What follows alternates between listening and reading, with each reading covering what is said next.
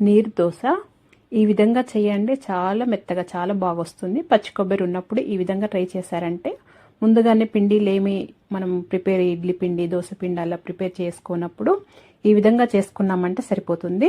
Night బియ్యం నానబెట్టేసుకుంటే పొద్దున ఇలా నీరు దోశ చాలా చక్కగా ఈజీగా చేసేసుకోవచ్చు.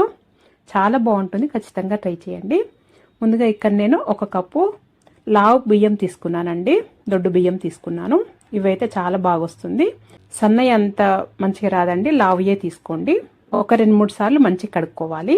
నీళ్లు ఎక్కువగా వేసుకొని ఈ బియ్యం మునిగే వరకు ఎక్కువగా వేసుకోవాలండి. వేసుకొని మూత పెట్టేసి ఒక 5-6 గంటలైనా ఖచ్చితంగా నాననియాలి. లేదా నైట్ అంతా నాననిస్తే మంచిదండి.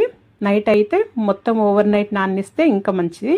ఇలా మంచిగా నానిన తర్వాత ఈ బియ్యం చక్కగా నానితేనే ఈ దోశలు అనేటివి మంచిగా వస్తాయి. నానకపోతే విరిగిపోయినట్టుగా సరిగా రావండి. మంచిగా నానిన బియ్యాన్ని నీళ్ళలో నుండి తీసి మిక్సీ జార్లో వేసుకోవాలి. 1/2 కప్పు పచ్చి కొబ్బరి వేస్తున్నానండి. 1 కప్పు బియ్యానికి 1/2 కప్పు పచ్చి కొబ్బరి వేసుకోండి. చాలా రుచిగా చాలా బాగుంటుంది. పైన బ్రౌన్ పార్ట్ తీసేసానండి. తీసేసి ఇలా వైట్కున్నదే వేసుకోవాలి. ఒక 1 టీ స్పూన్ ఉప్పు ఇప్పుడే వేస్తున్నాను. మీరు కావాలంటే తర్వాత అయినా వేసుకోవచ్చు. కొద్దిగా నీళ్లు వేసుకొని ఇలా మిక్సీ పట్టుకోవాలండి. స్మూత్గా పట్టుకోవాలి. కొద్దిగా కూడా బరకగా ఉండొద్దు. స్మూత్గా పట్టుకుంటేనే బాగా వస్తాయి దోశలు. కన్సిస్టెన్సీ చూడండి, ఈ విధంగా స్మూత్గా ఉండాలి. కొద్దిగా కూడా బరకగా ఉండొద్దు. ఇప్పుడు ఈ బ్యాటర్ని ఈ గిన్నెలోకి వేసుకుంటున్నాను.